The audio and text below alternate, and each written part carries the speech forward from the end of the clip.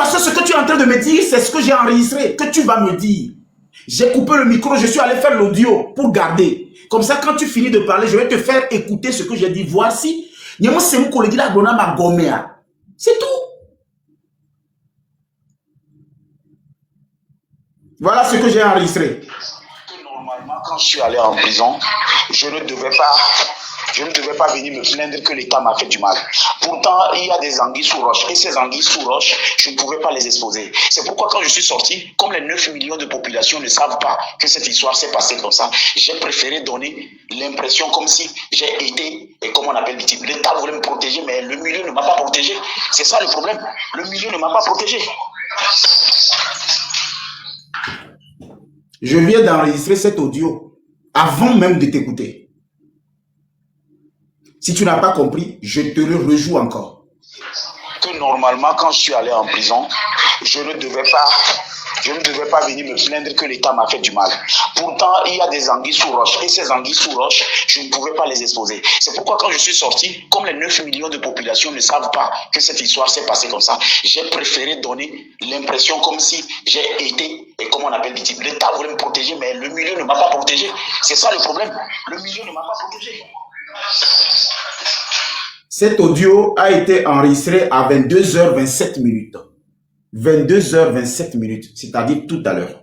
Alors, ce que je vais vous expliquer, c'est simple. Hein? Je vais vous expliquer quelque chose. Vous savez, la longueur que j'ai sur tout ce qui se passe ici, vous ne pouvez pas imaginer.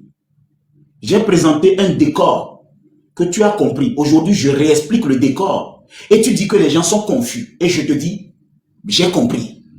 Est-ce qu'on va encore continuer pour dire, grand frère, je vais te dire la vérité? Quelle vérité tu veux me dire que moi, je ne connais pas? C'est là où moi, avec toi, on ne s'est pas entendu. Parce que la vérité que tu t'apprêtes à me dire, c'est ta vérité. Il y a la vérité absolue et la vérité de la justice. On a 3 vérités. Il y a ta vérité, la vérité absolue et la vérité de la justice. Et moi, ma vérité, tu ne connais pas ma vérité.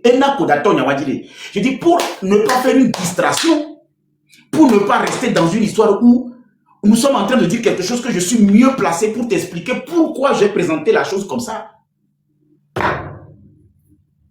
C'est moi qui suis allé. C'est moi qui ai discuté avec le procureur. C'est moi qui l'a demandé, est-ce que vous êtes sûr qu'en prison, je serais mieux protégé que dehors? Toi, tu n'étais pas devant le premier substitut. Cher ami, on est 700. C'était moi qui suis assis devant le premier substitut. Tu me dis que tu m'envoies en prison pour me protéger compte tenu des informations que vous avez reçues. Je lui ai posé une question. Vous êtes sûr qu'en prison, je serai protégé? Parce que la prison, on peut me tuer pour 5 000. On peut me tuer avec 2 000. Maintenant, toi, Jérôme, tu viens d'avoir mon live. Parce que tu as écouté une partie des informations que j'avais données. Et aujourd'hui, je donne encore une partie des informations. Et toi, tu penses que non, aujourd'hui, tu vas me dire la vérité. Ça veut dire que tu n'as jamais eu confiance en moi, que je ne peux jamais te tricher. Moi, je ne peux jamais être contre tes intérêts. Du moment où je t'accepte ici, je ne peux jamais être contre tes intérêts. Mais moi, quand on voulait me déférer, les informations qui sont arrivées au niveau du service des renseignements, les informations, comment même on m'a emmené, la foule qui était sortie, on a changé la voiture 3 fois. La première voiture a été caressée. La voiture du commissaire principal dans laquelle on m'a mis a dû faire le transfert 2 fois. Parce que les gens s'apprêtaient même à brûler. Les cocktails Molotov. Il y a des choses qu'on ne peut pas vous dire. Et vous ne savez pas comment j'étais dans la voiture avant qu'on m'envoie au palais. J'étais couché sur le moquette. Au Daforedi. Vous, à moi, m'a filtré au moins. La voiture allait rentrer dans une maison. Dans la maison, on m'a changé encore de la voiture. Dans la maison, on a ressorti avec une autre voiture. Parce que les renseignements étaient clairs. Vous voulez finir avec moi. Alors, quand vous voulez finir avec une personne et que l'État voit que vous allez, comme on appelle, le Konaniyama, l'État voit que non, si il ne s'exécute pas, on va perdre un citoyen, même si je n'ai pas aimé, l'État était dans son obligation de protéger. Et des fois, on peut vous protéger en vous envoyant en prison. Et je te donne un exemple terre à terre, avant de partir et passer à autre chose. Tu tues l'enfant de quelqu'un par accident. L'enfant est mort sur le coup. L'État t'envoie en prison dans ta protection. Parce que la famille peut s'en prendre à toi. Ça, c'est un cas. Apprenez. Prends une feuille et note. Donc toi aussi, vite fait un cahier et tu commences par noter comment l'État peut protéger quelqu'un l'envoyer en prison. Ça, c'est un. Tu fais un accident. Tu tues la personne sur le coup. La personne est morte. C'est un accident, c'est vérifié. Mais tu ne rentres pas chez toi. L'État t'envoie en prison. Il t'envoie en prison parce qu'il veut te protéger. Ça, c'est un. Secondo, tu te lèves sur un lit. Tu vois que ton partenaire est mort. Et ton partenaire a une famille. Tu vas le signaler, on sait que tu n'es pour rien. L'État t'envoie en prison pour te protéger. Parce que quand il t'envoie en prison, c'est pour d'abord diminuer la colère qui va empêcher quelqu'un de venir finir avec ta vie. Il y a le Parlement, il y a des il va fier. Mimbano n'a l'impression c'est pas amener les filles à Magbonia de Benou. Voilà, il a pardonné. Je veux vous empêcher d'exercer votre liberté d'expression. Et troisième chose, Jérôme écrit ça encore. Prends le papier, écrit. Le droit de la parole, des fois, est arraché à certaines personnes. Ça n'a rien à voir avec la liberté d'expression qui n'est pas respectée. Tu as la liberté d'expression, mais tu n'as pas le droit à la parole. Des fois. Parce que la liberté d'expression, c'est de s'exprimer. Mais qu'est-ce qu'un militaire va faire dans une église en disant que je fais une liberté d'expression? Là-bas, le militaire n'a pas son droit de parole. Même s'il a la liberté d'expression, il n'a pas le droit de parole dans l'église pour se prononcer dans des offices religieux. Là, vous n'allez pas dire que le militaire, on a empêché le militaire d'exercer son liberté d'expression. Mais là, bon, et vous allez vous calmer. De temps en temps, quand vous venez ici, si vous avez des questions, posez ces questions, je vous répondrai. Parce qu'il y a le droit de parole, il y a la liberté d'expression, le droit de l'opinion. Mais il y a des fois, vous ne pouvez pas parler même si vous avez la liberté d'expression. Parce que dans ce cas de figure, vous n'avez pas le droit à la parole. C'est comme moi tout à l'heure. Je n'ai pas le droit de parole pour aller m'immiscer dans les affaires de l'armée. Qu'est-ce que j'en sais dans l'armée? J'ai peut-être la liberté d'expression, mais cette liberté d'expression va avoir des infractions parce que je ne suis pas un professionnel de l'armée pour maîtriser tout, comment l'armée fonctionne. Donc là-bas, on dit, tu n'as pas le droit de parole. Même si tu as la liberté d'expression, dans ton intérêt, tu ne dois pas aller te prononcer dans des histoires de l'armée parce que, l'armée a un fonctionnement que tu ne maîtrises pas et tu iras faire une infraction en te basant sur ta liberté d'expression. Voilà pourquoi on dit, tu n'as pas le droit de parole.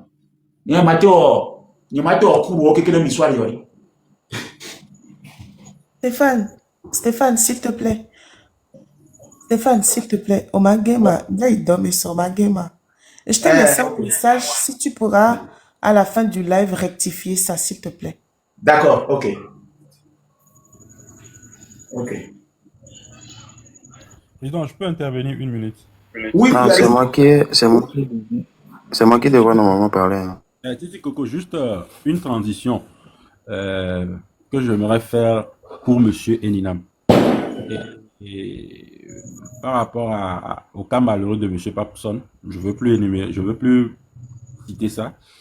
Mais il a dit c'est parce que c'est les blogueurs qui ont mobilisé les gens et le procureur a considéré l'affaire.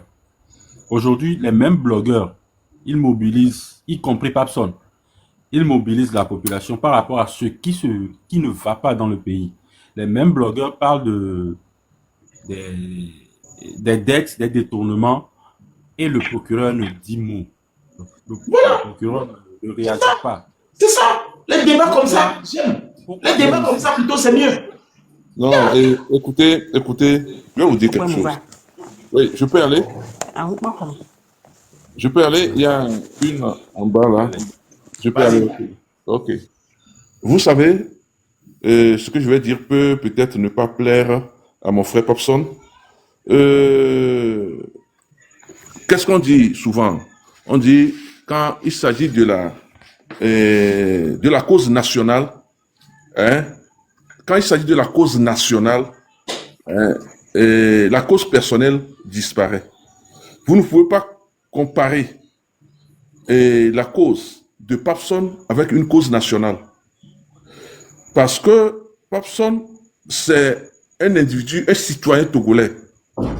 Mais quand il s'agit d'une cause nationale et qui peut affecter la stabilité du pays, le procureur ne peut pas s'aventurer à accepter ou bien à suivre les blogueurs.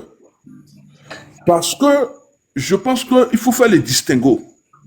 Papson, c'est un citoyen Mais là, quand on parle du gouvernement, Mayuel et Gengbe Memiase, Obede, les biobede, et Fiobeha, Fioha, et Fiobeha, et ça dit que Fiobeha Nejo, Fioha, le gouvernement, Fioha, mais les biobede, et Fiobeha Nejo.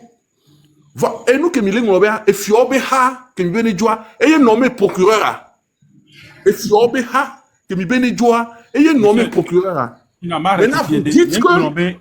Monsieur Ninam de coup, il y a une blombe et on les mobilise à me faire Hanejo, mais on les mobilise à me détournement de fonds les non mais les choses ne vont pas bien et dette de 4 000 milliards. Le procureur me le prononcer, par exemple, dans détournement pour les gars. D'accord. Prononcer là. Voilà, j'ai pas parlé de gouvernement. D'accord. Oui, d'accord, ça aussi, je vais vous répondre. Toujours, on s'appuie sur Papson. Papson a dit quelque chose ici. Que le procureur a recherché un indice, une preuve. Et la preuve, c'était que on a montré la vidéo, il était en train de gronder la fille. Donc cette preuve-là pouvait soutenir ce que les blogueurs disaient. Et c'est la preuve-là même que les blogueurs avançaient. Mais dire que quelqu'un a détourné 4 milliards et que vous n'avez pas encore une preuve, apporter une preuve palpable, le procureur ne peut pas l'interpeller. Ça dit que vous envoyez une information. Quitte à ce que, bon, peut-être on a ouvert une information que nous ne savions pas sur la personne. Qu'est-ce qu'on fait souvent? On commande l'audit. On commande l'audit. Et pour commander l'audit, ce n'est pas du ressort du procureur. Il y a une juridiction anticorruption. Une juridiction de lutte contre l'anticorruption et le détournement des fonds qui commande l'audit.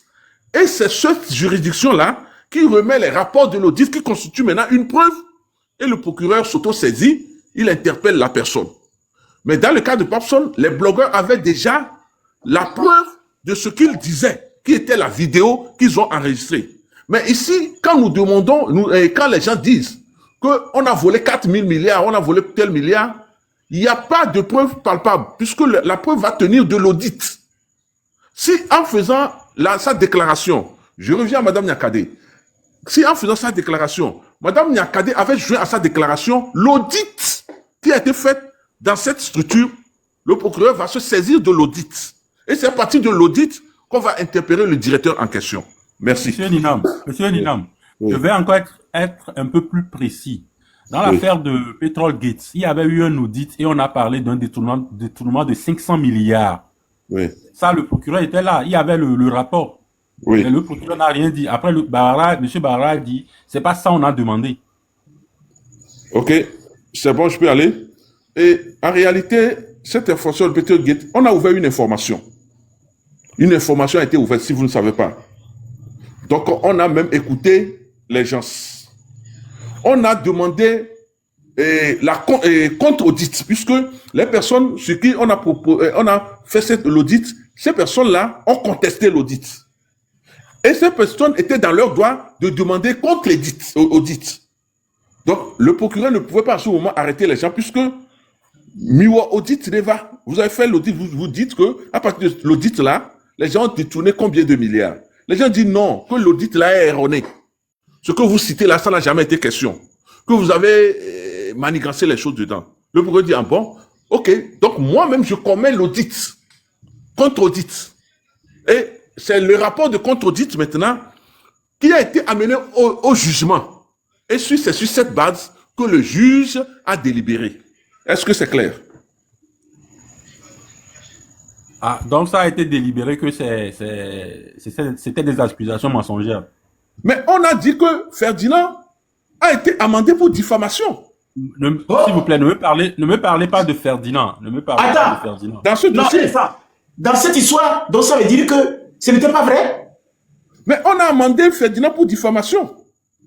Ne dites pas, s'il vous plaît, ne mentionnez pas Ferdinand. Moi, je vous dis... c'est lui qui a publié. C'est lui qui a publié l'affaire. Et oui, donc, quand il a publié l'affaire, est-ce que le rapport qu'il a... S'il vous plaît, est-ce que le rapport qu'il a publié, c'est lui-même qui a fabriqué, ou bien c'est un rapport qui a été vraiment... C'est à lui maintenant, c'est à lui de dénoncer les personnes qui lui ont remis ce rapport frauduleux. C'est-à-dire que, toi, journaliste, on t'a remis un rapport. Vous comprenez? On t'a remis un rapport. Tu n'as pas vérifié, tu es journaliste d'investigation. Tu n'as pas vérifié le rapport à la base. Tu as publié, tu as attaqué les personnes. Que tu as les preuves. Maintenant, tu vas, on prend les preuves, on dit bon. Les gens disent, cette preuve-là a été falsifiée. Elle est frauduleuse. On demande maintenant contre-expertise.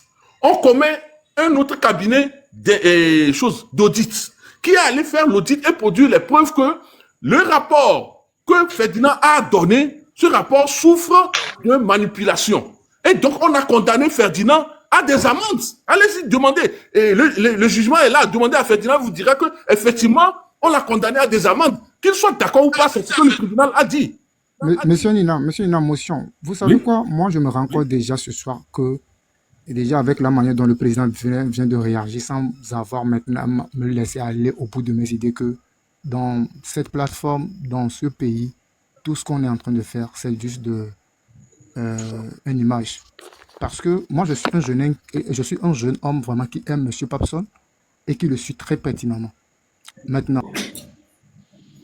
Jérôme, tu sais, je vais être très honnête avec toi. Ayake munduka kava dofier, ding bakwa mede, baba plateforme yedi, baba da bintinia, ni ma doni ni ba behako. Okon ko di autant, les supporter en 2017. En fonction des bouts de réaction, vous faites une conclusion sur une personne. Bout de réaction, vous faites une conclusion sur une personne. Et tu dis, tu me respectes beaucoup. Et quand tu me respectes beaucoup, je vais toujours contredire. Même s'il coupe le live, je vais te dire ce que j'ai à dire. C'est moi qui suis plutôt déçu de toi. Ta réaction prouve que, en fait, tu ne comprends pas que chaque jour peint un tableau. Et on ne peut pas, en fonction d'aujourd'hui, peindre une personne avec qui on a vécu pendant 90 jours. Et une fois, il y a une petite faille, on conclut sur toute la vie de la personne. Je suis désolé, je me suis trompé. Alors, il n'y a pas de problème. Ne reviens plus sur le Parlement, d'accord? Et comme je n'ai plus envie de perdre mon temps à convaincre une personne sur ma personne, je ne voudrais plus jamais t'écouter. Il faut que ça soit clair. Parce qu'au profit comme Léa, au matin, imagine il y a que mon on le voit. Même ma famille, j'ai renié ma famille. J'ai abandonné ma famille pour certaines choses. Tu as vu la phrase que tu as alignée là? La première phrase que tu as alignée, c'est ce que Amron a fait, j'ai cassé ça.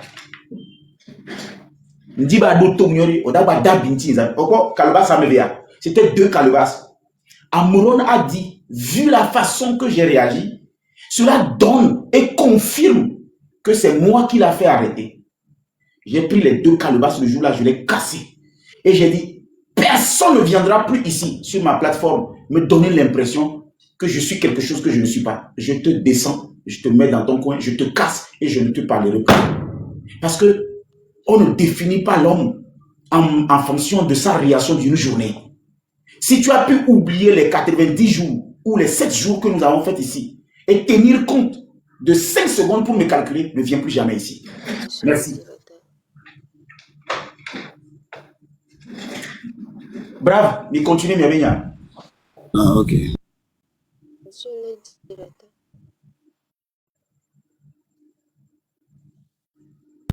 Bravo, on le caméra. Non, mais caméra, parole. Les caméras. Président, peut-être ce que vous avez vécu, et nous, Jérôme, nous vivons pas. Alors, Jérôme, nous disons à Amérique une situation, mais pas.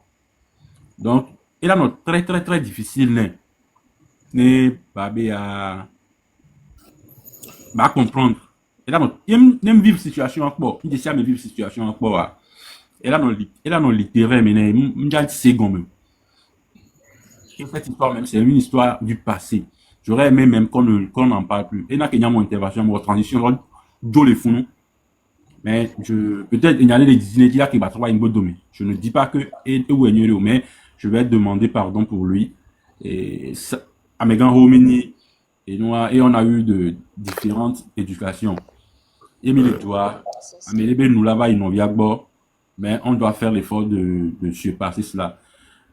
Et il n'y a que les dîners, il a ce qui est sûr, et né Jérôme les caméras. Jérôme, tu ne peux pas juger ou bien argumenter avec quelqu'un sur ce que lui il a vécu. Là, mais les vivres des belles grenades, tu ne peux pas argumenter sur ça. Même si c'est quelqu'un, là, bon, Amélie, elle a fifi. On a notre pouvoir. Elle a notre découpe, elle a notre, c'est, une Québécois bébé fifi, il y a des Kenyans. Donc, ne cherche pas à argumenter avec le président sur ce que il a vécu. Cette histoire, c'est son histoire à lui.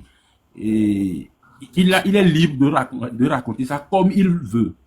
Et ton analyse, tu fais tes analyses dedans. Mais ne cherche pas à argumenter cette histoire avec lui. C'est son histoire à lui. Personne n'était là-bas avec lui. Personne n'a eu les appels avec lui. Personne. Et les cahiers. Donc, ne cherche pas à rentrer dans ce sujet-là avec lui, s'il vous plaît. Merci. Et, Monsieur Brave, vous savez, je vais dire quelque chose aujourd'hui que personne ne savait pas. Le jour où il est venu au tribunal, le premier substitut, il le connaît, il sait les rapports que nous avons. Je l'ai appelé, il m'a dit exactement ce qu'il a dit à personne. J'avais des choses à faire au tribunal, mais je ne suis pas allé parce que j'ai dit, je ne peux pas voir Papson aller en prison. Je ne peux pas le voir de mes yeux. Donc, je ne suis pas allé. Ce que je devais faire, j'ai laissé. Parce que il y a des choses. Mais je vais vous dire, cela n'est pas le débat de Papson.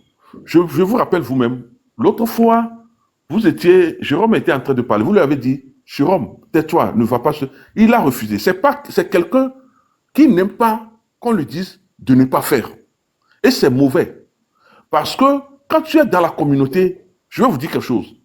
Un jour, j'étais allé chez un juge qui est très proche de moi pour plaider le pardon de quelqu'un.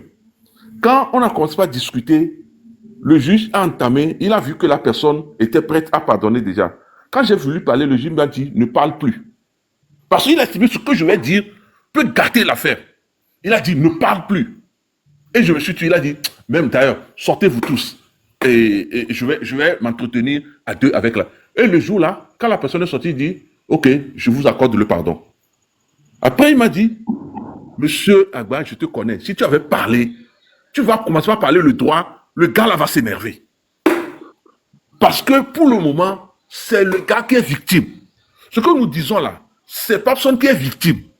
Quand il vous dit un coup, ne parle plus, tu dis, ok, j'ai compris. On ne discute même pas, c'est ce que je voulais dire, ce que je ne voulais pas dire. Non, on ne discute plus. Et ça, c'est la personne de M. Jérôme. Moi, je n'ai rien contre lui. Mais c'est un jeune qui a besoin d'apprendre ça. Je pense que ici, sur cette plateforme, j'ai même fois dit, M. Jérôme, quand vous parlez, on ne vous interrompt pas. Mais quand quelqu'un d'autre parle, vous l'interrompez. Et puis, quand l'autre fois, il voulait aborder un sujet, vous, brave, vous lui avez dit, non, ne va pas sur ce terrain. Il s'est entêté, il dit non, qu'il doit finir. Vous lui dites non, ne finis pas, ne va pas sur ce terrain. Il s'est entêté, il doit finir. Mais quand on vit comme ça, c'est compliqué. Parce que nous sommes là pour apprendre l'un à l'autre. Personne n'est le maître de l'autre ici. Monsieur Brave, parfois quand je finis ce live là, vous ne pouvez pas imaginer tout ce que j'apprends. Vous ne pouvez pas imaginer tout le bien que ça me fait d'échanger avec les personnes qui peuvent me dire leurs opinions pour que je sache que ce que je pense là, l'autre devant moi ne pense pas comme ça, il pense carrément la vie contraire. Et donc, je ne détiens pas la vérité absolue. Mais il y a des gens comme peut-être Jérôme qui pensent qu'ils détiennent la vérité absolue. Et c'est grave quand on vit dans cette logique. Vous comprenez? Nous sommes tous des apprenants. Mais ce que je vais demander au président, vous savez, c'est un jeune frère. Nous sommes à l'école de la vie. Et chasser un élève de l'école de la vie ne fait pas de lui le meilleur élève. S'il revient, il demande, il n'a qu'à revenir et je pense qu'il va s'améliorer. Merci. Avant de donner la parole aux autres intervenants, je voudrais tout simplement vous expliquer que quand nous le vrai débat qui se pose, le vrai débat, c'est que nous sommes en train de parler du Togo.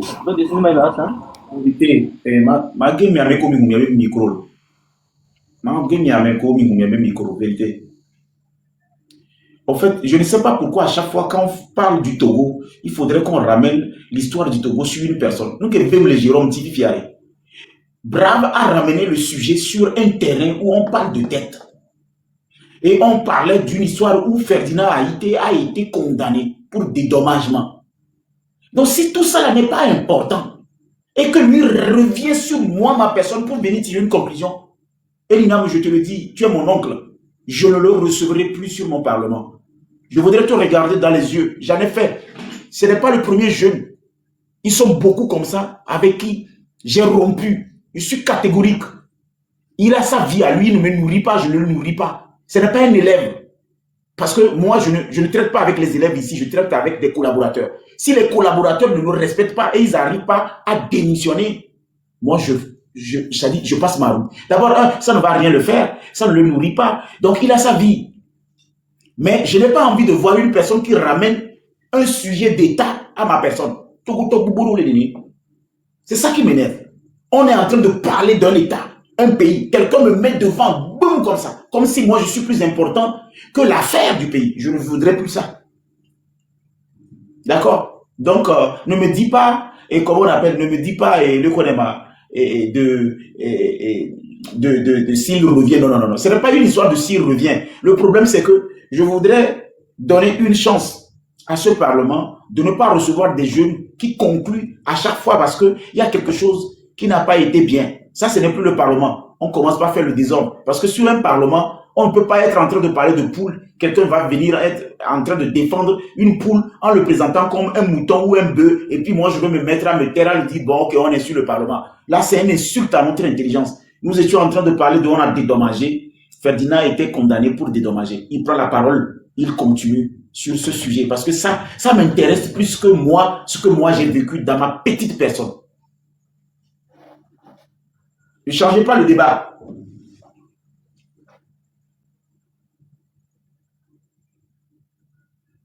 Président, je vous comprends. Je vous comprends. Une minute, bien 30 secondes pour encore plaider, s'il vous plaît. Tel que l'a dit M. Ninam, c'est une école de vie et on va chaque jour apprendre. J'ai compris. Ok, merci. Ok, M. Ninam, et... Motion. Oui, quelqu'un veut prendre la parole. Oui. Président Adine Fanon, hein. Je pense que j'avais raison tout à l'heure quand tu disais que tu vas faire le live sur ce que tu as vécu en prison. J'ai écrit plusieurs fois dans le commentaire, j'ai dit c'est pas une bonne idée. Quand je disais que c'est pas une bonne idée, c'est pour toi-même d'abord. Parce que cela réveille beaucoup de choses.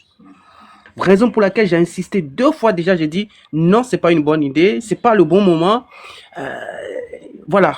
Et c'est comme si je savais, et c'est ce qui est arrivé. Parce que beaucoup de gens ne vont pas comprendre ce que tu as vécu. Beaucoup de gens ne comprendront pas. Ils vont te juger autrement. Ce que notre frère Jérôme veut dire, c'est que, moi j'ai compris tout de suite, hein, j'ai compris aussi ce qu'il voulait dire par là. C'est comme si tu es devant nous, tu es blanc, mais au fond tu n'es pas blanc. C'est ça. Il faut être sage.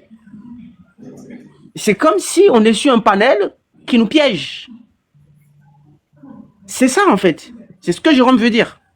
Alors que c'est pas ça. C'est pas ça. Parce que dès que tu as parlé de ce problème de prison, moi j'ai dit tout de suite, s'il te plaît, ne va pas dans ce truc parce que c'est un moment difficile, c'est un moment dur que tu as vécu. Et malheureusement, on est arrivé là.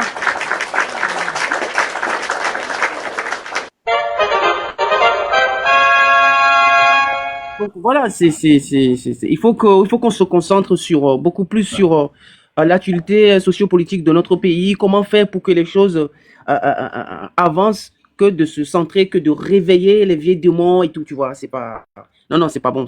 Ça a complètement changé le débat ce soir et franchement, moi, ça ne m'a pas plu du tout. Hein. Ça m'a pas plu du tout. Donc, soyons sages dans nos interventions. Il faut faire l'analyse de chacun.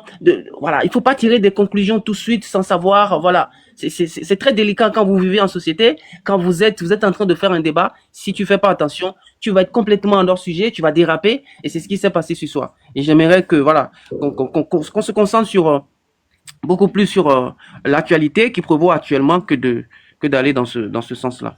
Voilà, c'est ce que j'ai apporté. Merci. Bon, je peux aller. Allô, bravo, n'arrive à la zéro. Monsieur Ninam, il y a condamnation, mais il dit. par S'il vous plaît, rapport à brave. Ferdinand. J'étais là, vous parlez. À la vérité. Lida émotionné, vas-y. Pardon, bonsoir. Mm. Bonsoir, président. Bonsoir. Ce que je voulais dire, c'est que j'étais monté par rapport à M. Jérôme. Mais ce que je voulais dire, c'est que tout le monde, et tout le monde qui essaie d'écouter-moi bien, tout le monde qui est dans la live, écoutez-moi bien. Si on veut parler de quelque chose, ce que toi-même tu n'es pas présent et tu as écouté, on ne réagit pas beaucoup là-dessus. Sinon, tu auras honte à la fin. Tu auras vraiment honte à la fin. Moi, j'étais là le jour-là. J'étais dans les coulisses le jour-là. J'étais là du début jusqu'à la fin. Donc, avant de parler de ce jour, il faut d'abord être là-bas avant de savoir ce qu'il faut dire. Ça, c'est une parenthèse. Je voulais dire ça à M. Jérôme avant que vous l'avez descendu. Sinon, je voulais lui dire carrément qu'il n'a qu'à quitter sur ce point parce qu'il ne maîtrise rien du tout de ce jour. Lui, là, il était sur les portables, il a vu les directs, ce que les gens ont dit, c'est fini. Il ne connaît rien. Donc, celui qui est là-bas, celui qui a vécu là, quand la personne lui parle de ça, il doit se taire et écouter ce que la personne lui dit. C'est une partie. Ce que M. Elinam a dit concernant la condamnation du Ferdinand le journaliste a été. Oui, il était condamné effectivement. Il était vraiment condamné. Mais, président, c'est que la condamnation ne concernait pas les fonds détournés. La condamnation concernait la diffamation. C'est comme si on dit, on est ici à Sam et il y avait 1000 francs qui est perdu. Et tu vois, automatiquement, tu dis que c'est moi qui ai volé les 1000 francs. Pourtant, ce n'est pas moi. Les 1000 francs ne se trouvent pas chez moi. J'ai le plein droit de porter plainte contre toi, que tu m'as diffamé. C'est avec la famille Adjakri. Donc, la diffamation est allée vers cet endroit. Mais quand on a fait les expertises, on a remarqué qu'il y avait une somme qui avait disparu, effectivement. La somme était vraiment disparue. Mais la façon de la pointer du doigt, la famille Adjakri, le père et le fils, c'est ça qui est tombé dans la diffamation. Ok. C'est ce qui s'était passé. Donc, ce n'était pas que ce qu'il a écrit dans son journal était faux, mais la façon de la pointer, la famille Adjakri, le père, le fils, c'est comme c'est une humiliation. Il a reposé tout sur les têtes. Et donc, ça a été tombé dans une diffamation. C'est là le problème. Donc, merci beaucoup. Ah, voilà une bonne information. Ok. Donc, passez une très bonne soirée. Merci. Je suis à l'école. Vous avez écouté la vérité?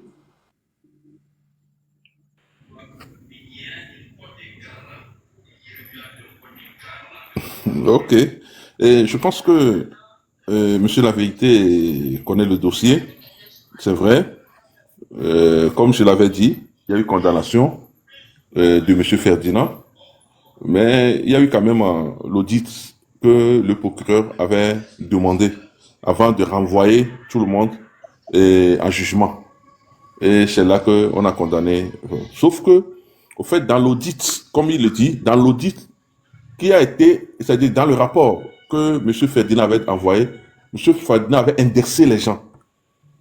Tel a fait ceci, tel a détourné tel milliard, tel a fait ceci avec l'argent, tel. Donc ça fait que, or, l'audit qu'on a commandité fait que, à certains niveaux, les personnes qu'il a citées ne sont même pas impliquées dans les transactions. C'est-à-dire, dans l'audit que le gouvernement, je dis le gouvernement, le procureur a commandité, par exemple, c'est comme on va te dire, par exemple, vous, personne que Gabou le tribunal. Mais tu n'interviens pas là-bas. Même si tu vas là-bas, tu vas pour peut-être rendre visite à tes frères qui travaillent là-bas. Donc tu n'as pas accès aux finances de là. À moins que tu as cambriolé. Donc c'est ce qui s'était passé parce que les personnes qu'il a citées à certains endroits n'avaient pas accès aux finances jusqu'à en pouvoir en détourner. Parce qu'on ne parle pas de l'argent qui est déposé dans une chambre où tu peux casser la porte et aller prendre. Non, tu n'as pas accès au fichier, tu ne peux pas avoir accès à l'argent. Bon, en fait, c'est un peu ça. On s'explique comme ça pour que les gens sachent qu'il y a une différence un peu, et quand on dit pourquoi le procureur ne s'auto-saisit pas par rapport à certains dossiers. C'est pourquoi moi j'expliquais que avant que le procureur ne s'auto-saisisse, c'est pas parce que les blogueurs ou l'opinion a dit oui, et telle personne est voleur dans telle structure que le procureur va s'auto-saisir pour aller interpeller la personne. Non.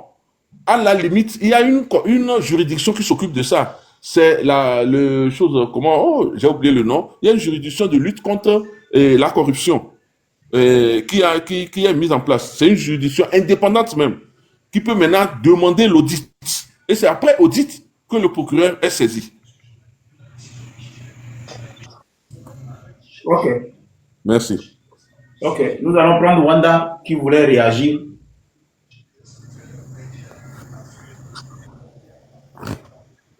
Président, bonsoir. Il y a un monsieur qui est là avant moi et un monsieur en haut. Ah, donc ça veut dire que tu veux faire le gentleman. Ok, le monsieur en haut n'a qu'à parler alors. Ok, bonsoir tout le monde. Bonjour à certains. Et je vous écoute depuis longtemps. Et puis avant j'avais certaines prétentions, mais finalement je pense que c'est dans votre panel que je m'instruis mieux. Et j'ai quelques questions à poser à monsieur ou bien tonton Eninam. Et c'est par rapport à la dette du pays. Si il y a quelques suggestions ou quelques réponses, ça va m'intéresser. Et moi déjà, quand je parle de dette, je ne parle pas de la dette numériquement. Je parle de la dette, par exemple, les actions posées. C'est-à-dire, je prête 1 milliard, qu'est-ce que je fais avec? Et souvent on entend, on dit, tel a donné 400 milliards, FMI a donné, BCA ou bien quoi, Banque africaine de développement a donné tant pour tel. Maintenant, et j'ai entendu là parler de produits et de développement durable. Développement durable. Déjà, quand on prend dans le sens de développement durable, actuellement, je suis sûr que le Togo doit avoir une vision 2100. Parce que si on dit 2050, on a déjà fait la moitié. Et si on dit 2050, ça veut dire que on a déjà fait la moitié du développement du pays d'ici 2050. Alors que force est de constater que ce n'est pas le cas parce que quand on voit certains trucs, c'est comme si nous ne sommes pas en 2025 en fait. C'est comme si c'est maintenant on rentre dans le 21e siècle, du genre les choses de 2000, des années 2000. Donc j'aimerais savoir, par exemple, du développement durable. Et est-ce qu'ils pensent que si par exemple le président contracte ou bien un ministère contracte par exemple le ministère du transport, contracte peut-être disons 3 000 milliards ou 3 milliards en francs CFA, il construit par exemple le métro, le 50C, il construit une ligne, il met un métro de peut-être 3 heures qui fait l'aller-retour. Est-ce qu'ils pensent que ce trafic ne peut pas rembourser cette dette avant un temps X donné et jusqu'à ce que ça ne va peser sur la génération à venir? Prenons 25 ans. Si aujourd'hui le ministère des Transports met un métro en 2025, d'ici 2050, est-ce qu'ils pensent que si le métro est bien géré et le seul revenu de cette ligne ne peut pas rembourser la dette contractée par le ministère, peu importe, même si un autre gouvernement vient, on prend sur 25 ans parce que l'État c'est une suite, parce que même si un opposant vient, je ne pense pas qu'il va détruire le métro et refaire encore. Il ne va faire que suivre ce qui est déjà mis. Donc moi à ce niveau, si on développement durable, c'est à ça qu'on doit penser d'abord. On doit penser parce que si d'ici 2050 le Togo n'a pas une ligne de métro, je ne sais pas si que nous trouvons en 2050. Ça c'est sûr, parce qu'aujourd'hui si nous voyons, et moi je n'aime même pas comparer Côte d'Ivoire comme ce que les gens font parce que c'est le même pays. Chacun a juste une manière, parce que le Togo est trop petit. Quand on prend le M50, c'est comme peut-être San Pedro et peut-être Boaké. Même ça n'atteint pas encore presque la moitié de la Côte d'Ivoire, donc inutile de faire la comparaison. Et la population, c'est-à-dire la consommation, c'est pas la même. Nous ne sommes que 9 millions, même disons 10 millions.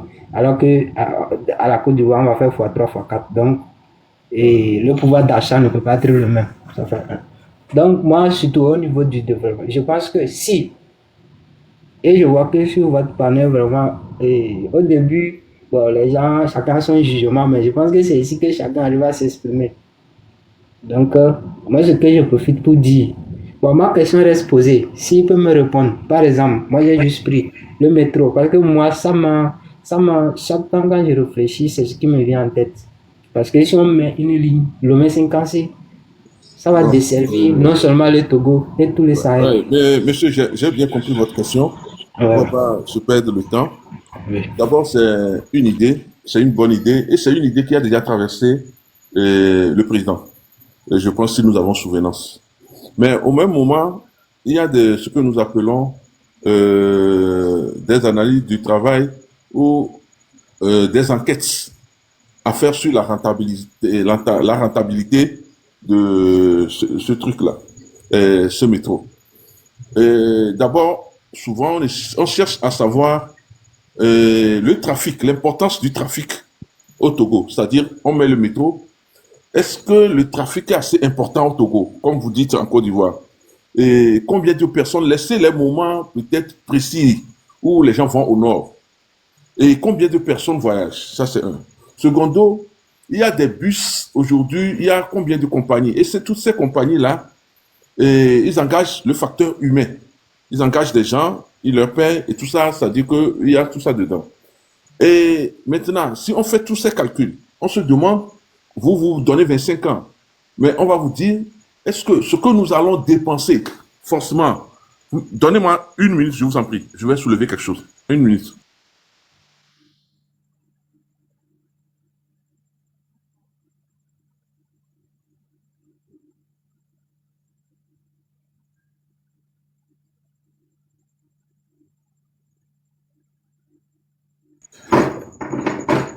Excusez-moi, il y a eu quelque chose que je voulais régler rapidement. Bon, voilà.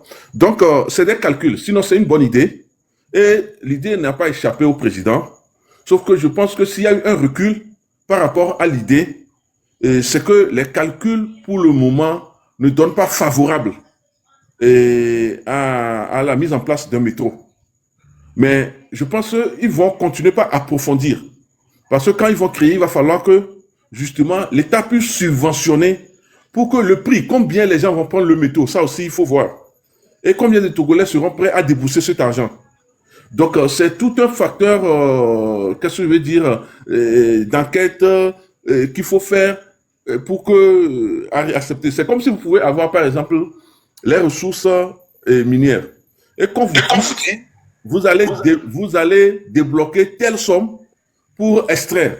Mais quand vous allez débloquer cette somme, ce que vous allez trouver dans le sous-sol ne sera pas vraiment équivalent. Vous serez obligé d'abandonner et de laisser là-bas. Maintenant, au niveau du métro, tout le problème réside du fait que combien de personnes font le trafic vers le nord. Parce qu'on a fait des enquêtes auprès des compagnies qui sont installées. Et les compagnies vont vous dire parfois, ils sont obligés de faire ce qu'ils n'ont pas l'habitude de faire, c'est-à-dire les arrêts et prendre les gens pour combler les trous. Parce que quand ils quittent parfois, et quand ce n'est pas la bonne saison, ils quittent à Lomé, et ils quittent avec moins de la moitié, et ils sont obligés de faire des arrêts de ça. Alors que le métro, ça sera difficile. Et les compagnies disent parfois qu'ils gagnent beaucoup plus dans les bagages. C'est-à-dire les gens préfèrent plus, quand je vais envoyer quelque chose, je vais dans la compagnie, j'envoie les bagages à X personnes qui est là-bas, moi-même je ne vais pas. Bon, alors qu'au niveau du métro, il faut voir tout ça. C'est des tas de choses qu'il faut voir. Mais c'est une bonne idée. Je vous apprécie de partager cette idée avec le président. Mais rassurez-vous, je pense que les études sont en train d'être approfondies pour qu'un jour, c'est vrai, nous puissions avoir un métro au Togo. Bon, ok. Je vous ai écouté. Mais pour aller même plus loin, pour aller plus loin, je vais vous donner un indicateur.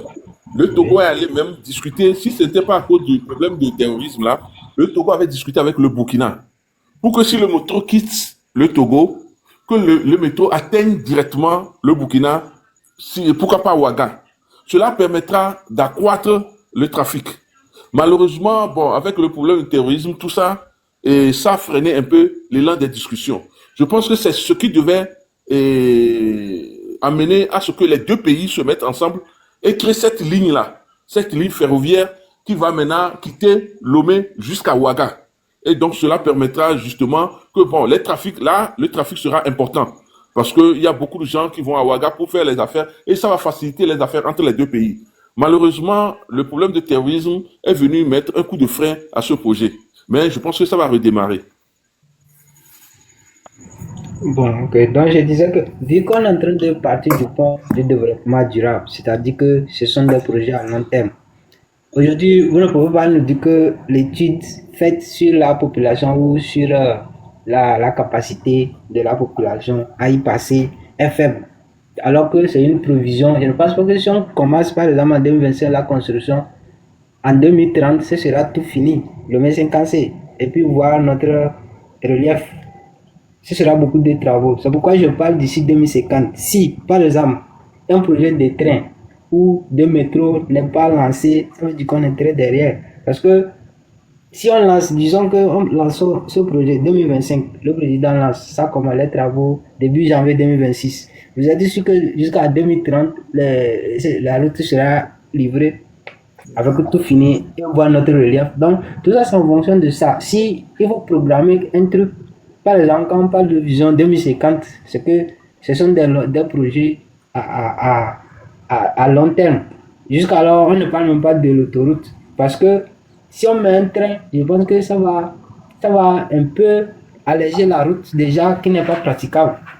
Chaque temps, j'entends les accidents, tout ça là. Je pense que faut pas qu'on ignore l'impraticabilité de la route. Parce que la route est très rétrécie. Donc, si, soit on met une autoroute, déjà les gens parlent de l'autoroute, le 1050, déjà c'est quelque chose qui serait très difficile. Le relief, quand on arrive à partir de Saute-Bois jusqu'à même, je vais dire, Cantet, le relief n'est pas bon. Pour mettre une autoroute, le relief n'est pas bon. Donc, soit on met un train, ou soit on met une autoroute. Et si d'ici 2050, ce genre de projet, si nous n'avons pas ce genre de trucs au pays, c'est que nous sommes très très absents. On n'est même pas en retard. Parce que en ce moment, les gens peut-être même cherchent à voyager à autre chose que ça, dans d'autres cieux. Et en ce moment, nous, peut-être on n'a même pas peut-être un petit métro dans la ville de Lomé. C'est un peu la ville de Lomé. Mon frère, un instant. Oui. Il y a un problème. Mettez votre micro, s'il vous plaît. Mettez votre micro, il y a un problème. C'est-à-dire pendant que vous êtes... Mettez votre micro, s'il vous plaît. Je vous fais ça bruit. Bon, vous les fioler. Bon.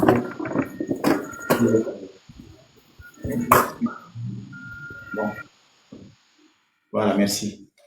Vous savez, pendant que vous êtes en train de parler de métro, on m'a envoyé une vidéo que je voudrais que vous écoutez parce que vous allez faire... Regardez-moi bien dans les yeux. Si moi aussi je suis fou. Non, je ne suis pas fou. Mais je veux m'adresser à mon grand frère bien-aimé, président Yaspé Fort. Actuellement, là où je parle, à tes côtés, à ton entourage, il y a quelqu'un qui veut te tuer. Et il ne peut pas échapper à cela. Mais tu as seulement deux opportunités. La première, c'est de démissionner et quitter là où tu es. La deuxième, c'est de rester pour affronter cet incident. Donc, à toi-même de faire ton choix. Je ne le dis pas parce que je connais quelqu'un à tes côtés qui est déjà prêt. Mais je le dis d'après ce que Dieu m'a dit de te dire. Dans 45 jours, tu as le choix entre ces deux opportunités. Soit tu démissionnes, soit on te tue. J'en suis sûr et certain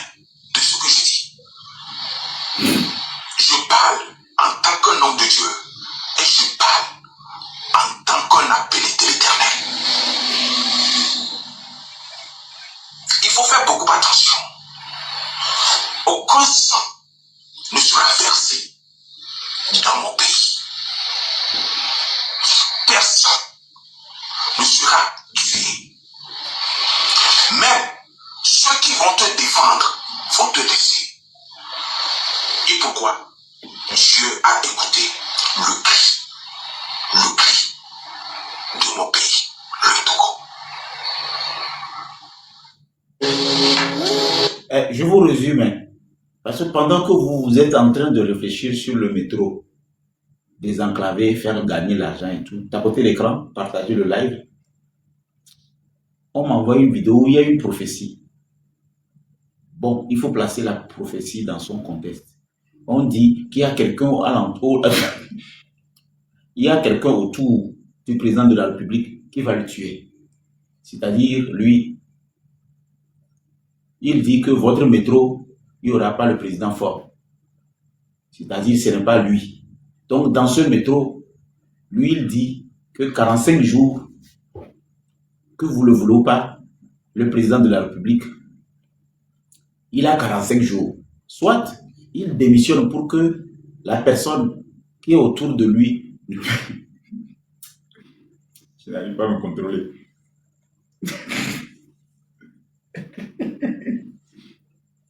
Donc, en gros, votre histoire du... Comment on appelle? Votre histoire du métro, là.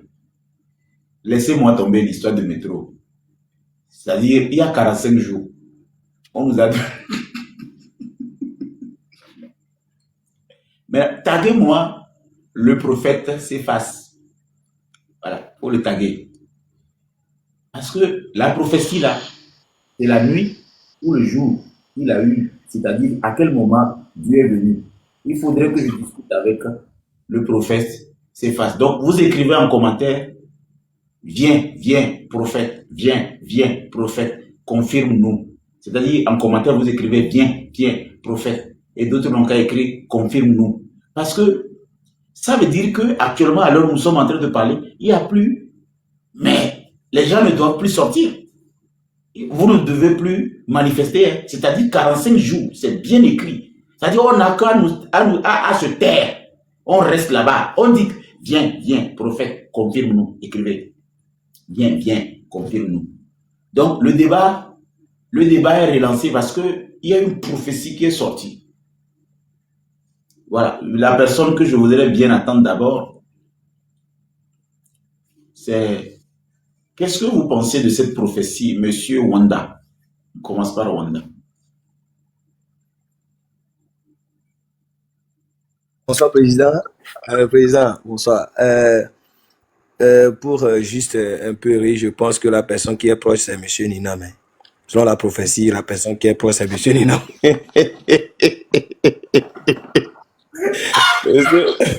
Monsieur Ninam Akbar, c'est lui qui est cette personne-là qui est proche du président. Donc, la prophétie est confirmée. Si je comprends bien, c'est Monsieur Ninam qui veut tuer le président. Oui.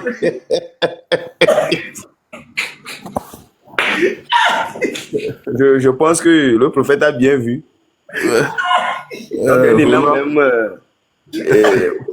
Il peut le confirmer, mais comme on est en live, on va le coiffer. On va l'enlever les poils. Bon, ok. Vous savez, Oui. je voudrais dire, vous permettez? Oui. L'un des problèmes de ce pays, c'est nos faux pasteurs. Et c'est terrible. C'est très grand. Et aujourd'hui, nous parlons même de la pauvreté, ou du moins, les femmes du marché, ça ne va pas. Allez-y voir les midis, quand ils vont dans l'histoire de l'armée de midi, là, tout l'argent qu'ils ont vendu de 8h à midi, là, elles reversent ça là-bas. Le problème de notre pays, c'est les faux pasteurs, là. Moi, je pense que le gouvernement doit revoir un peu la chose.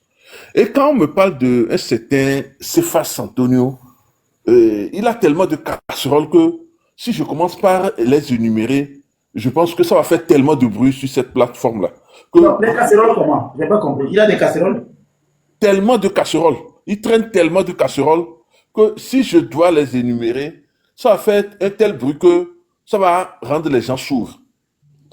Et nous sommes au Togo, nous avons vu en 2020, un soi-disant prophète ou quoi avait dit que le président Faure ne prêtera jamais serment, que lui l'a vu, qu'il va mourir avant. Le président Faure a attendu, c'est quand il a fini de prêter serment qu'on l'a arrêté. Le gars est allé en prison, après il a allé demander pardon. Nous avons vu les gens qui ont dit, le président Faure ne verra jamais 2025. Et je ne sais pas si nous sommes encore en 2025, nous sommes déjà rentrés dans 2025 ou pas. Donc, ces gens de soi-disant prophéties, les gens sont dans leur imagination. Ce qu'ils pensent, et ils font des erreurs de croire que c'est Dieu qui leur dit ça. Or, ils sont dans leur imagination fertile qui leur joue de mauvais tours. Aujourd'hui, ce qu'il vient de dire là, je peux vous dire que clairement, il vient de signer son interdiction sur le territoire togolais. Ça. Oh, c'est fidèle. Oh, pourquoi? Oui, il faut que la prophétie se réalise. Après 45 jours, si ça ne se réalise pas, il a signé son... Il va venir, soit il va venir atterrir en prison, soit il accepte de venir. Parce que vous avez fait une prophétie. Ou bien, vous dites, pas avant 45 jours. La prophétie. Mais après 45 jours, je pense que on va essayer de qualifier, d'une manière ou d'une autre, on va essayer de qualifier ce qu'il a fait. Et de vous à moi, nous savons que il y a une ça dit qu'il y a une qualification. Il est en train de, qu'est-ce que je peux dire vous allez le coiffer aussi? Non, oui. Lui, par exemple, il est bon pour ça. Parce que quand on se dit pardon, excuse-moi. Non, oui. Là, ton micro là. Oh, tu viens d'arriver, non, là, il y a les gens avec toi, c'est quoi? Attends. Le prophète s'efface. Ce qu'il est en train de faire, c'est grave. Vous venez de dire que quand vous faites une diffamation sur quelqu'un et que cela porte atteinte à sa vie, c'est-à-dire qu'à la vie humaine ou à son activité, et qu'on a gagné la l'ommener. Quand, par exemple, je veux réaliser une affaire, on me dit, j'ai un projet pour le président Faure, ou à partager avec le président Faure, ou bien je veux le rencontrer, je vais lui soumettre un projet. On me dit, dans 45 jours, il va mourir. Vous pensez que je peux encore amener ce projet-là là-bas? Monsieur Popson, après 45 jours, c'est pénal ou pas? Après 45 jours, c'est pénal ou pas? C'est Wanda qui a amené ce problème. Moi, j'ai posé une question à Wanda, il a détourné la question. Maintenant, il me dit que je n'ai pas terminé mon allocution. Tu voulais faire quelle allocution et tu as passé le message à l'autre. Tu voulais faire une allocution, tu faisais ton allocution. Maintenant, tu as passé la parole.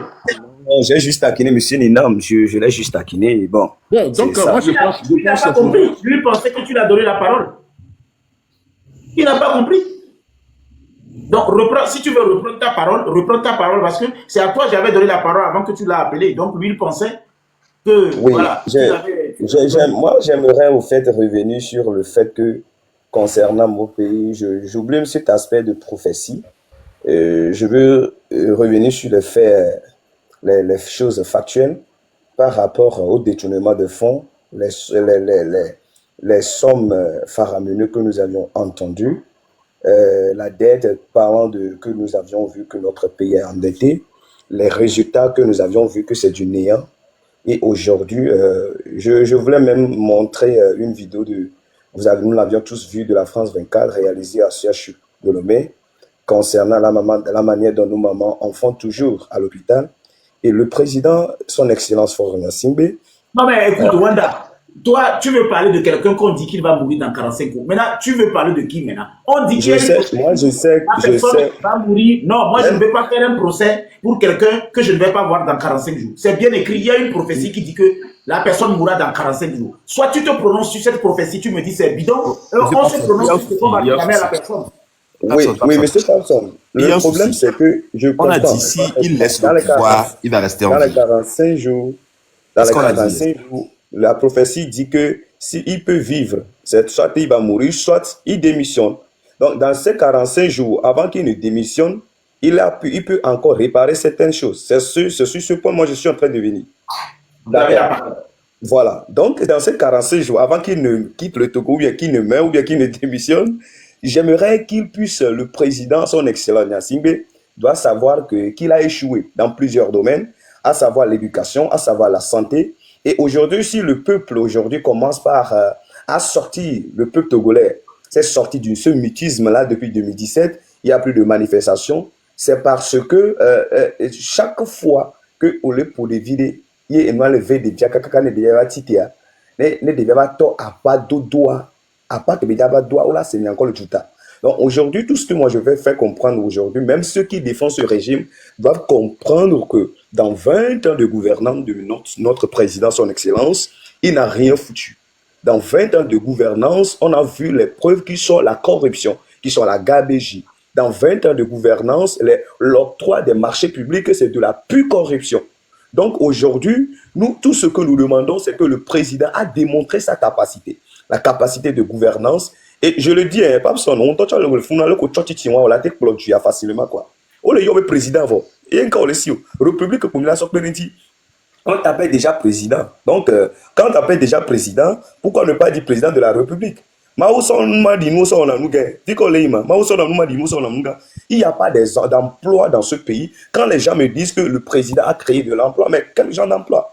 Dans l'armée, le recrutement seulement dans l'armée, mais combien d'emplois aujourd'hui? On a combien de fonctionnaires aujourd'hui dans ce pays? Et la preuve, c'est que quand on fait, par exemple, des recrutements aujourd'hui, par exemple, 300 postes, tu peux voir 4 000, 5 000 Togolais.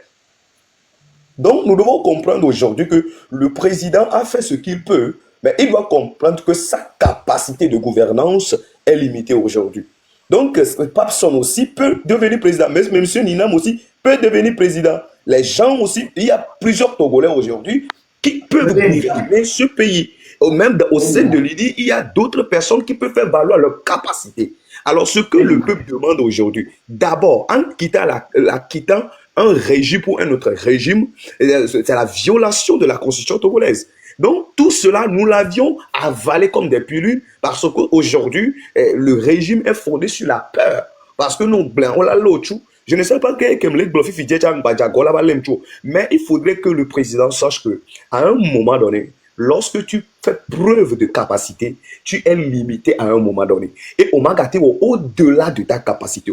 Monsieur Ninam aujourd'hui ne peut pas me dire qu'il a la capacité de tout faire. Qu'à un moment donné, tu vas lâcher prise. Même la manière dont tu as, même si tu as la science infuse, à un moment donné, tu vas lâcher prise. C'est ce que nous disons aujourd'hui. Nous disons aujourd'hui que toute personne existence, tout citoyen togolais peut gouverner aujourd'hui ce pays. Même M. Ninam peut le faire. Papson, je le dis encore, peut le faire. Quand Papson me dit qu'il a des projets, qu'il fait des projets pour envoyer au ministère, etc., mais qu'il n'a jamais été financé. Et si ces projets ont été financés, c'est pourquoi? C'est pour l'amélioration du bien-être. C'est pour la société. Donc, nous voyons aujourd'hui que quand les issues sont bloquées pour les jeunes aujourd'hui, il y a toujours cette frustration-là. Donc, M. Ninam doit comprendre aujourd'hui, oui, c'est bien. Tu es en train de faire ce que tu fais et tu es une personnalité. Et moi, j'aime cette manière-là, malgré que personne ne te paie pour ça. Tu viens pour parler de ta maison, de ton régime. Mais sache qu'aujourd'hui, il faut les faire comprendre que et enough is enough. Il y a prouvé, il y a et laissons les autres personnes aussi venir gouverner. Monsieur Ninam, vous aviez dit que aujourd'hui le président de la République a apporté une personne. Non, là, il faut savoir que l'unité nationale, non, il n'y a pas l'unité nationale. Il y a une différence entre l'unité nationale, la différence entre la paix et la différence entre le calme. Donc, un calme ne veut pas dire qu'il y a la paix. Quand il peut avoir le calme, mais pas la paix. Quand j'ai fait, je n'arrive pas à manger, je n'ai pas la paix. Quand je n'arrive pas à payer mes loyers par mois, je n'ai pas la paix. Quand je suis allé à l'école, j'ai des diplômes, mais je ne trouve pas à travailler, je n'ai pas la paix. Ce n'est pas la paix, il n'y a pas la justice sociale. Donc aujourd'hui, quand M. Enina me parle de Mme Nyakade, qu'elle a quitté la maison avant qu'elle ne parle, mais je suis désolé. Monsieur le professeur Iwateba était dans la maison. Avant que la réunion ne se faisait, il a dit non, n'augmentez pas les frais d'électricité. Il a réitéré en disant que où est la justice sociale. Même si Mme Nyakade a quitté la maison, avant de faire ce genre de déclaration, bravo pour elle. Parce que ce n'est pas tout le monde, elle a le courage de le faire. Monsieur Ninam, ayons aujourd'hui ce courage-là de reconnaître que la gouvernance de 20 ans a été un chaos. Économiquement, dans tous les domaines, la gouvernance aujourd'hui est totalement chaotique.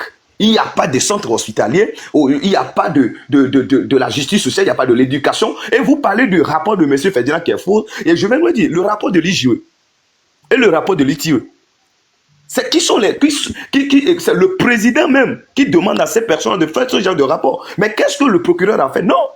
Si moi, Richard, moi, Wanda, je parle aujourd'hui, ils vont venir me coiffer parce que j'ai parlé. Non. Mais il y a la corruption qui a gangréné cette république. Reconnaissez-le, monsieur Linam. Vous êtes un membre de, je ne sais pas, de la justice, peut-être la manière de vous parler. Demain, peut-être que j'en aurai besoin de vous. Mais j'ai l'humilité aujourd'hui de vous dire la vérité que la gestion, la manière dont vous avez géré ce pays durant 20 années de gouvernance par son excellence Faure Gnassingbé, aujourd'hui, cette gestion-là, elle est chaotique et Faure ne peut plus faire autrement que de démissionner. Nous faisons cet appel-là au président de démissionner, de rendre le tablier et pour écrire une histoire dans le livre du Tégolais que je ne vais pas aller et dire qu'il y a que Weba nous voir et pas et démissionner. Histoire voilà nani quoi. Donc aujourd'hui, si nous sortons pour manifester notre handball, je ne vois pas pourquoi vous arrêtez les gens. Je ne vois pas pourquoi vous enfermez les gens pour venir nous parler des procédures. Vous connaissez bien la loi, mais vous l'appliquez seulement pour les pauvres. Vous connaissez bien la loi, mais il y a des gens qui volent partout, mais vous ne les arrêtez pas. Vous connaissez bien la loi, mais il y a dans la justice même, il y a des notaires, des gens, des avocats qui ont confisqué à mauvais bien. Vous savez que ce genre de choses existent. Vous savez très bien. Mais injustice, c'est la vous connaissez bien cette loi-là. Mais qu'est-ce que vous en faites? Mais qu'est-ce que vous en faites aujourd'hui? Mais qu'est-ce que vous en faites aujourd'hui? Donc, quand je suis un Togolais et je répète encore aujourd'hui que Monsieur Ninam, c'est bien ce que vous faites. Vous êtes une grande personne et Milombe, à Monsieur Mlate Pompo vous avez l'esprit ouvert pour débattre, mais sérieusement, conscientisement, vous devez reconnaître que Benadi, vous avez failli et que votre gestion a été chaotique. Donc, pour le président qui va partir dans 45 jours ou pas, vous avez encore le temps de changer les choses. Vous avez encore le temps de réécrire une nouvelle histoire pour ce peuple togolais. Merci, Monsieur le Président, Parlement, et qui peut devenir président de la République par son. Wanda, si tu reviens encore sur le Parlement et tu finis avec une histoire de pas de Parlement qui va devenir président, moi je vais te bloquer parce que j'ai pas envie de me faire épiler et enlever mes poils de la nuque. Des fois, ça me fait respirer. Du coup, si tu peux, tu connais la radio Wadio? Oui. Ouais, il faut chercher un membre de la radio Wadio. Ils sont capables. Eux là, faut aller chercher un membre de la radio Wadio. Babson. Au moment où l'Amérique petit Benadi, président, Benadi est président là. Nous, l'Amérique, même d'autres temps, avec nous, gouverner du là. Et du coup, moi, même d'autres temps, là. Quand je le dis, l'Amérique, va arrêter parce que nous, c'est vrai que tu peux gouverner ce pays, s'il te plaît, président. Personne. Tu peux aussi gouverner ce pays. C'est ce que je suis en train de dire. Je suis juste en train de faire du parallèle par rapport que tout Togolais aujourd'hui, la manière dont les choses peut gouverner. C'est ce que je dis. Oui, le parallèle là, c'est bon, mais prends le cercle autour de Wadio. Moi, mon parallèle que je veux que tu fasses là, c'est que moi, je veux que ça soit parallèle à Wadio et que le cercle trouve quelqu'un dans la radio Wadio. Wadio, ils ont des gens qui sont intelligents là-bas. Ils sont compétents, ils sont ingénieux. Tu connais Radio Wadio? Ou bien prends Elinam. Pourquoi c'est moi? Prends Elinam. Elinam, donc je vous prends. Yo, ça c'est mes grands frères ici. Tu viens me mettre. Et puis, tu es sur une plateforme qui est suivie par la NR, la SRI, la DCPJ, la BRI, l'Antigang, Brigade de recherche, la présidence. Et toi, tu viens vouloir me présenter demain. On a les nos patazonama. On t'a compris que Madi Togosu. Prends Wadio. Tonton, va prendre Wadio. Wadio, ils ont tous déjà perdu. Ils veulent quelqu'un qui va représenter le Togo. Prends Wadio. Laissez-moi dans mon coin. Eninam, vous avez la parole. Ok, merci, monsieur. J'ai suivi votre développement. C'est vrai que je me sens déjà fatigué, mais je vais faire un effort de vous répondre facilement. D'abord, je vais vous poser une petite question, après je continue. Qu'est-ce que vous mettez dans rien? Quand vous dites rien, est-ce que dans rien là, vous mettez 0, 0, 0, ou bien dans rien, c'est juste une expression pour dire c'est pas suffisant? Monsieur, je peux demander une question? Ouais, allez-y. Ok, moi je mets dans rien de 0 à 5. Quand on prend les indicateurs de performance, je donne 0 sur 5 à Faure et Samzina. C'est ce que moi je mets dans rien. What? 0 sur 5. Voilà. Et vous savez, gérer un pays pendant 20 ans avec 0 réalisation, 0. C'est-à-dire, 0 sur 20, comme vous le dites là, c'est que vous n'êtes pas sérieux de vous-même. Parce que même le simple fait que les salariés par mois perçoivent leur salaire, c'est quelque chose. Le simple fait que quand vous vous levez là, votre sécurité est assurée, vous pouvez vaquer à vos occupations et revenir, c'est quelque chose. Le simple fait que quand vous payez votre billet, vous atterrissez à l'aéroport, on vous reçoit très bien, tout le protocole est mis en place. Et sans oublier que c'est le président Faure qui a refait l'aéroport. Le fait que vous atterrissez et que cette nuit-là, vous soyez en toute sécurité, ce n'est pas 0. On n'appelle pas ça 0. Si vous êtes conscient de vous-même, on n'appelle pas ça 0. Le simple fait que, à la limite, nous avons quand même encore nos institutions qui sont là et qui représentent le Togo à l'extérieur et que le Togo a sa place au niveau des Nations Unies, le Togo est respecté au point de vue international, la diplomatie marche, ce n'est pas 0. Parce que quand on dit gérer un pays, c'est vrai, il y a le social, mais il y a tout un aspect, il y a la sécurité, il y a la diplomatie, il y a, comment on appelle, l'administration, il y a l'éducation, il y a la santé, tout ce que vous avez énuméré. C'est pourquoi j'ai dit